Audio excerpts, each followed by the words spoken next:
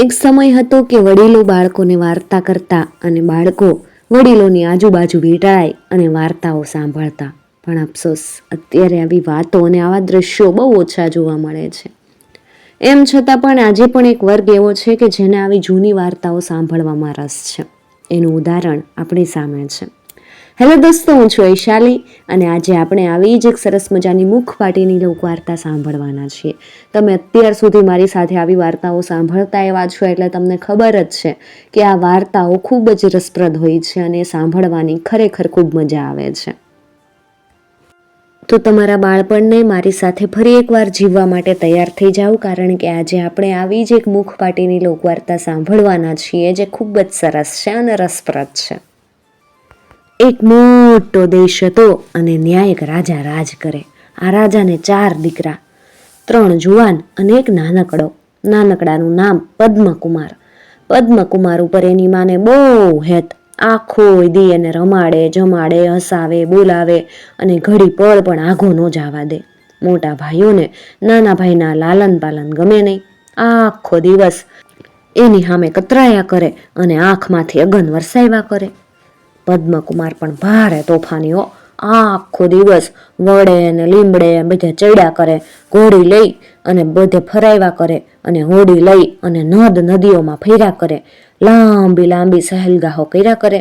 બિચારી માં પદ્મકુમારને ઘણી અટકાવે પણ એ ઘડી પળ પણ ઘરમાં પગ વાળીને બેહે નહીં. થોડાક વર્ષ ગયા અને આ રાજા જે હતો એ મરી ગયો. તરત ત્રણેય મોટા ભાઈઓએ આખું રાજ ત્રણેયની વચ્ચે વહેંચી લીધું. રાજના રણી ધણી થઈને બેહી ગયા. નાના ભાઈને લુગડા ભેર એક તૂટી ફૂટી ઝૂંપડીમાં રહેવા કાઢી મૂક્યો. માએ ઘણાય કાલાવાલા કર્યા પણ કોઈએ કાન ધર્યા નહીં. બિચારી માં રોતી રોતી પદ્મકુમાર પાસે આવી અને એની સાથે રહેવા લાગી. પદ્મકુમાર કે, અરે માં, એમાં રોવો શું વળી? આપણા બેના પેટ ભરવાના જ ને, એમાં શું મોટી વાત કહેવાય? સવારે વનમાંથી વનફળ લઈ આવીશ અને સાંજે નદીએથી માછલા પકડી લાવીશ. તમે રાંધજો ને હું ખાઈશ. રાજને વળી શું કરવું છે આપણે? ઝૂંપડીમાં રહેવાનું થયું તોય પદ્મકુમારને એવી ને એવી મોજ ને એવી મજા. વનમાં વડે ને લીમડે ચડે, માને લઈ અને નદ નદીમાં રખડ્યા કરે. હવે એક દિવસ થયું એવું કે પદ્મકુમાર અને એની માં નદીએ નાહવા ગયા. નાતા નાતા પદ્મકુમાર જુએ તો એક સાગ સીસમની હોડલી હળવે હળવે હળવે હાલી આવે. નથી હોડીમાં કોઈ બેસનારું કે નથી કોઈ હાંકનારું. હોડીને જોતા વેત પદ્મકુમાર તો તરતો તરતો એની પાસે ગયો. એક મોટી છલાંગ મારી અને હોડીમાં ચડી બેઠો. જેવો એણે હોડીમાં પગ દીધો, સુકાન હાથમાં લીધું કે હોડી તો હંસલીની જેમ સર સર એમ સરસરાટ પાણી માથે તરવા લાગી. આવી રૂડી હોડી જોઈ પદ્મકુમારને હેઠા ઉતરવાનું મન ન થયું. હોડી હાંકતો હાંકતો ઈ તો આગળ હાલવા લાગ્યો. કાંઠે બેઠીમાં રાયડો નાખે, અય દીકરા, પાછો વળ, પાછો વળ. પણ પદ્મકુમાર ના ના ના માડી ના, આવી રૂડી હોડી મૂકીને હું પાછો ન આવું. આવું હોય તો તુંય ભેગી આવી જા. હાલ, હોડીમાં બેહીને ગામ પર ગામ ફરશું ને મોજ કરશું, એમ બોલ્યો. પાછો કે, અહીંયા ભાઈના રાજમાં બેહીને ભૂખે શું મરવું? દીકરાનું વેણ જોઈ અને માં હોડીમાં ચડી બેઠી કે તરત પદ્મકુમારે સર કરતી હોડીને હાંકી મૂકી. જેવા સુકાનને 1, 2 અને 7 થેલા દીધા કે હોડી વાયુ વેગે છૂટી નીકળી. ગામ, ગામડા, શહેર, નગર વટાવતી હોડી તો હાલી જાય હાલી જાય હાલી જાય, ક્યાંય નીકળી. નદ મૂક્યા, નદી મૂકી, આવીને હોડી સાગરની સામે ઊભી રહી. સાગરના મોજા ડુંગર જેવડા ઊંચા ઈ તો ઉછળ્યા કરે અને મોજાના પડછાટ હળુડાટી ગજાવી રહ્યા. સાગરની હળુડાટી સાંભળીને પદ્મકુમાર તો નાચી ઉઠ્યો. મીંડો સુકાન સંભાળવા અને હોડીને સાગરની વચ્ચોવચ લાગ્યો તરાવવા. ઘડીક હોડી મોજાની માથે ચડે અને ઘડીક જાતી નીચે પછડાય. હોડીને તો પદ્મકુમાર ઊંચે ચડાવતો જાય, નીચે પછાડતો જાય અને આગળ ને આગળ ચાલ્યો જાય. આગળ હાલતા 8 જોજન આઘો નીકળી ગયો. ત્યારે સામે જોવે તો સાગર ચક્રાવે ચડ્યો. ઘરઘરાટ કરતું સાગરનું પાણી ઘૂમરીએ ચડ્યું અને ઘૂમરીની કિનાર હાથ ડુંગર જેટલી ઊંચી થઈ અને આભે જાતીએ થડાઈ. ઘૂમરીની કિનાર જઈ અને પદ્મકુમાર ત્યાં થંભી ગયો. પદ્મકુમાર જ્યાં નજર કરે તે ઘૂમરીની કિનારે કંઈક લાલ લાલ તરતું દેખાયું. જોટ મારીને હાથમાં લે તો હાચા પરવાળા. બીજા પરવાળા તો માંડ ચણોઠી જેવડા હોય, આ પરવાળા તો ઈંડા જેવડા. લાલ રંગ પણ ચકારા મારી અને આસપાસના 4 હાથ પાણીને લાલ રંગે રંગી નાખે. પદ્મકુમાર તો પકડી પકડીને પરવાળા હોડીમાં નાખવા લાગ્યો. પણ માં કે, બટા રેવા દે ને, તું રેવા દે હો, રેવા દે. કોણ જાણે કેવાય હશે આ પરવાળા. આવા પરવાળા તો જન્મ ધરીને આપણે નજરે નથી ભાડ્યા. ક્યાં ક્યાં પરવાળા અડીથી પીડા ન ઊભી કરે, અને અડીથી પીડા ઊભી કરશે તો? માની વાત માની અને પદ્મકુમારે પરવાળા પાછા નાખી દીધા. પણ એક પરવાળું ખિસ્સામાં હંતાડી દીધું. ઈ પછી હોડીને પાછી હંકારી મૂકી. હંકારતા હંકારતા એક મોટું બંદર આવ્યું. બંદરને કાંઠે હોડી બાંધી અને પદ્મકુમાર ઉતરી ગયો. માને લઈ અને એ તો નગરમાં હાલ્યો. એક સાદું મકાન લઈ અને એ ત્યાં રહેવા લાગ્યો. અહીંયા એ તો વનમાંથી વનફળ લઈ આવે ને નદીએથી માછલા પકડી આવે, માં રાંધે ને દીકરો ખાય. આ નગરીના કુંવરને આરસને ગોલે રમવાનો ભારે શોખ. પોતાના મહેલને આંગણે આખા ગામના છોકરાને ભેગા કરે, આખો દિવસ ગોલે રમ્યા કરે. પદ્મકુમારે ત્યાં રમવા આવવા લાગ્યો. એની પાસે આરસનો ગોલો ક્યાંથી હોય, પણ એણે ખિસ્સામાં હંતાડેલ પેલું પરવાળું કાઢ્યું. કુંવર સાથે રમવા માંડ્યો. તડ તડ પરવાળું મારતો જાય અને પરવાળું અડખે પડખે 4 હાથમાં લાલ રંગ પાથરતું જાય. મહેલના આંગણા ઉપર જ આ ઝરૂખો એક, અને ઝરૂખામાં બેઠી બેઠી કુંવરી કુંવરની રમત જોયા કરે. એની નજર પદ્મકુમારના પરવાળાની માથે પડી ગઈ. એને થયું, ઓહો હો, આવું પરવાળું મારી પાસે હોય તો ફૂલ બનાવરાવીને પહેરું, કેવી રૂડી લાગુ. તરત કુંવરીએ તો રૂહણા લીધા, પાણીયારા હેઠે તૂટલ મૂટલ ખાટલી પાથરીને પડી. રાજાને કાને વાત ગઈ. રાજા મનાવવા આવ્યા. રાજા કે, બટા કોઈએ તને આંગળી ચીંધી હોય તો આંગળી કાપું, કડવું વેણ કીધું હોય તો જીભ કાપું, બોલ ખોટું શેનું લાગ્યું? કુંવરી કે, બાપુજી કોઈએ કડવું વેણ જ કીધું ને કોઈએ આંગળી જ ચીંધી. પેલો પદ્મકુમાર પાસે જે પરવાળું છે ને એ પરવાળું અપાવો ને તો જ હા, નહીં તો ના. રાજા કે, બસ એટલી જ વાત છે ને, એમાં હું? અને એની એ ઘડીએ રાજાએ ચોકદારને મોકલ્યા. પદ્મકુમારને બોલાવ્યો. પદ્મકુમારને કે, તારી પાસે છે ને એ પરવાળું મને આપ તો તને 1000 સોના મોહર આપું. પદ્મકુમાર કે, ભલે. રાજાએ 1000 સોના મોહર ગણી દીધી અને પદ્મકુમારે પરવાળું આપી દીધું. કુંવરીએ પરવાળાનું કર્ણફૂલ કરાવ્યું અને એક કાનમાં પહેરી લીધું. કુંવરી તો પરવાળા ઉપર હાથ ફેરવતી જાય, આરસીમાં મોં જોતી જાય, અને આરસીની પડખે જ એક કુંવરીનો પોપટ હતો. ઈ ત્યાં બેઠેલો. હરખાતી હરખાતી કુંવરી કે, કા પોપટ, આ કર્ણફૂલ કેવું સુંદર લાગે જ ને? મોં મચકોડીને પોપટ કે, એક કર્ણફૂલ તો કેવું લાગે, જેવી કાણિયાની આંખ 2 કર્ણફૂલ હોય ને તો જરૂર સુંદર લાગે. તરત કુંવરીએ કાજા થઈ ગઈ અને ઈ તો વળી પાછી રૂસણા લઈ અને પાણીયારા હેઠે તૂટલ મૂટલ ખાટલીમાં જઈને પડી. રાજાને ખબર પડી. કુંવરીને મનાવવા આવ્યા. રાજા કે, બેટા કોઈ આંગળી ચીંધી હોય તો આંગળી કાપો, અને કડવું વેણ કીધું હોય જીભ કાપો, બોલ રૂસણા કેમ લીધા પાછા? કુંવરી કે, આ એક કર્ણફૂલ તો કાણિયા જેવું લાગે, એના જેવું બીજું કર્ણફૂલ કરાવી આપો ને તો જ હા, નકર ના. રાજા કે, અરે રે, મારી દીકરી એટલી જ વાત છે ને એમાં હું વળી. તરત રાજાએ દાંડી પીટાવી. આવું બીજું પરવાળું આપે ને 1 લાખ સોના મોહર આપો. પણ આવું પરવાળું આવે ક્યાંથી? 1 દિવસ, 2 દિવસ, 3 દિવસ એમ કરતા કરતા કરતા 7 દિવસ હાલ્યા ગયા. તોય બીજું પરવાળું મળ્યું નહીં. 7મે દિવસે રાજાએ ફરી દાંડી પીટાવી. આવું પરવાળું કોઈ લઈ આપશે ને તો મારું અડધું રાજપાટ આપીશ, કુંવરી પણ આવીશ. પદ્મકુમાર વડે અને લીમડે ચડે ઉતરે ત્યાં એણે આ દાંડી સાંભળી. દોડતો દોડતો રાજા પાસે ગયો અને રાજાને કે, હું દાંડી ઉપાડી અને નગારે ઘાવ દઉં છું.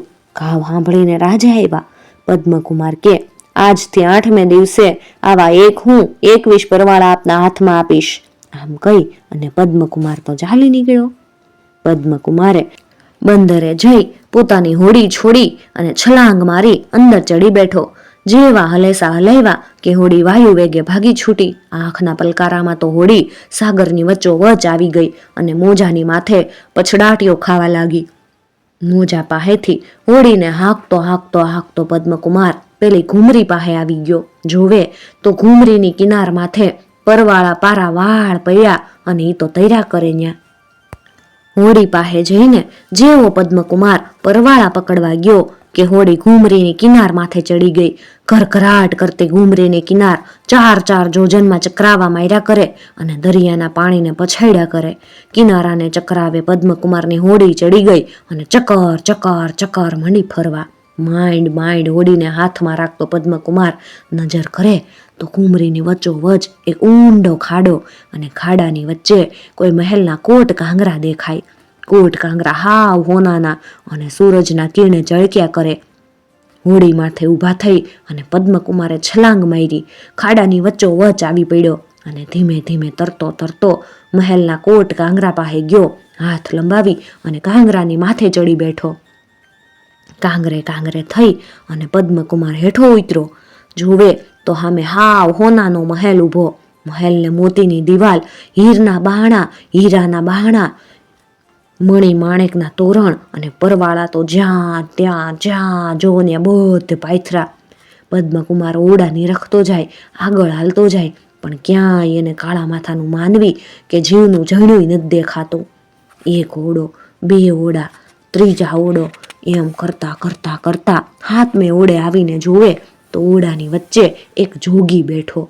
જોગી આસન વાળ્યા અને 7મે આસમાનને સમાધિ ચડાવી.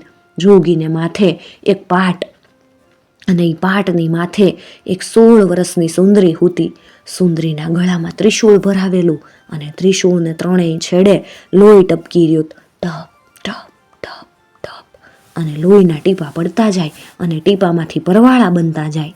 પદ્મકુમાર નિરખીને જોવે તો સુંદરીને માથે 2 લાકડી પડી, એક હોનાની ને બીજી રૂપાની. પદ્મકુમારે રૂપાની લાકડી ઉપાડી જોઈ પણ કાંઈ ન થયું. પછી હોનાની લાકડી ઉપાડી ત્યાં તો સુંદરીએ આંખો ખોલી હળવેકથી ઊભી થઈને જોવે તો સામે પદ્મકુમાર ઊભો. એને જોતા વેદ સુંદરી કે, અરે કાળા માથાના માનવી, તું અહીંયા ક્યાંથી? ભાગી છૂટ તું. હમણાં જ આ જોગીરાજ જાગશે અને તને પકડી પાડશે. તારી પાસે 8 દિવસ નાચ નચાવશે અને 9મે દિવસે તને બાળીને ભસ્મ કરશે. પદ્મકુમાર કે, અહીંયા સુધી આવ્યો ને હવે ભાગીને ક્યાં જાઉં? પણ તું કોણ છે ને આ જોગીરાજ કોણ છે એ તો કે? સુંદરી કે, હું નવદ્વીપ નગરના રાજાની કુંવરી. આ જોગીરાજને વરદાન છે કે જેને માથે હાથ મૂકે ને એ બળીને ભસ્મ થાય. મારા માતા પિતાને મારી નાખ્યા અને આ જોગી મને અહીંયા પકડી લાવ્યો. જોગીરાજની કોઈ અઘોર સાધના ચાલે છે. મારા જેવી 17 સુંદરીના ભોગ ધરી દીધા. હું તો 18મી છું. 21 સુંદરીએ એની સાધના પૂરી થશે અને સાધનામાં જાતો ફળાશે. તારા જેવા કાચા કલૈયા તો એણે અનેક ભસ્મ કરી દીધા. પદ્મકુમાર કે, વાંધો નહીં, ત્યારે મારા જેવા કેટલાયને ભસ્મ કરી દીધા, એમાં હું એક વધારે. જોઉં તો ખરો મને કેવો ભસ્મ કરે. તરત પદ્મકુમારે ફરી પાછી રૂપાની લાકડી સુંદરીની માથે ફેરવી ને ગળામાં ત્રિશૂળ લાગી ગયું અને સુંદરીના ગળામાંથી લોહીના ટીપા ટપકવા લાગ્યા. ધીમે હાંજ પડી. રાત આવી કે જોગી આંખો ઉઘાડી. સામે નજર કરે તે સામે કુંવરને ઊભો જોયો. ખડખડ હસતો પદ્મકુમાર ઊભો. ત્યાં તો જોગી ઊભો થયો. કુંવરનો હાથ ઝાલ્યો. બમ એમ બોલતો જાય અને કુંવરને ઊંચો નીચો કરતો જાય. અડધી ઘડી ઊંચો નીચો કરીને કે, માંડ નાચવા. કુંવર કે, મહારાજ નાચું તો ખરો, પણ હું રાજાનો કુંવર, મને નાચતા ન આવડે. નાચી દેખાડો ને પછી નાચું. તરત જોગીએ પગે ઘૂઘરા બાંધ્યા. થઈ માંડ્યો નાચવા. અડધી ઘડી નાચ્યો કે જોગીને મસ્તી ચડી. ઘમઘમાટ ઘૂઘરા ઘમકાવતો જોગી મળ્યો ઘૂમવા. અંગના 8 ખટકા કરીને મળ્યો નાચવા. જોગી બરોબર મસ્તીમાં આવ્યો. અડખે પડખેનું ભાન ભૂલી ગયો કે કુંવરે છલાંગ મારી જોગીનો હાથ પકડ્યો અને જોગીને જ માથે મૂકી દીધો. કાળ એમ કરતો જોગીને માથે અગ્નિ પ્રગટ્યો અને પલવાળમાં તો બળીને ભસ્મ થઈ ગયો. ફરીવાર પદ્મકુમારે સુંદરીને માથે સોનાની લાકડી ફેરવી. સુંદરી સજીવન થઈ ગઈ. આંખ ઉઘાડીને સુંદરી જોવે તો સામે ભસ્મનો ઢગલો અને પદ્મકુમાર ઊભો હશે. પદ્મકુમારે બધી વાત સંભળાવી કે કુંવરી કે તમે મને અહીંયાથી બચાવી, બસ હવે વરું તો તમને જ વરું. પદ્મકુમારે સુંદરીને સાથે લઈ લીધી. હીરા માણેક પરવાળાના પોટલા બાંધી લીધા. સુંદરીને લઈ મહેલને કાંગરે ચડ્યો. તરતો ઘૂમરીની કિનારે પહોંચ્યો. ત્યાં જોવે તો હજી ત્યાં હોડી ઘૂમરીની કિનારે ચક્કર ફર્યા કરે ને ચકરાવા માર્યા કરે. છલાંગ મારીને પદ્મકુમાર હોડીમાં ચડી બેઠો. હાથ લંબાવી સુંદરીને હોડીમાં ચડાવી દીધી. ઘૂમરીના ચકરાવાના મોજામાંથી પદ્મકુમારે હોડીને બહાર કાઢી લીધી. હલેસા મારવા લાગ્યો ને સરસરાટ કરતી હોડી હાલવા માંડી. આંખના પલકારામાં તો હોડી નગરને બંદરે આવી ગઈ. સુંદરીને પોતાની મા પાસે મૂકી અને પરવાળા લઈ પદ્મકુમાર રાજા પાસે ગયો. આટલા બધા પરવાળા જોઈને રાજા તો ખુશ થઈ ગયો. કુંવરીને બોલાવી. પરવાળા દેખતા જ કુંવરીએ તો પદ્મકુમારને વરમાળા પહેરાવી દીધી. તરત ઘડિયા લગ્ન લેવાણા અને રાજાએ કુંવરીને પરણાવી પદ્મકુમારને અડધું રાજ આપી દીધું. પદ્મકુમાર માને પગે પડ્યો અને માએ તેને આશીર્વાદ આપ્યા. પદ્મકુમાર અને બંને સુંદરીઓ પછી તો સાથે રહેવા લાગ્યા. બધાએ ખાધું પીધું અને મોજ કરી. આંબે આવ્યો મોર, વાર્તા કેશું પોર. મિત્રો, તમને જો આવી વાર્તાઓ સાંભળવી ગમતી હોય તો ચેનલને જરૂરથી સબસ્ક્રાઈબ કરી અને સાથે આપેલું બેલ આઇકોન પ્રેસ કરજો, જેથી આવનાર નવા વિડીયોઝની નોટિફિકેશન સૌથી પહેલાં તમને મળી શકે.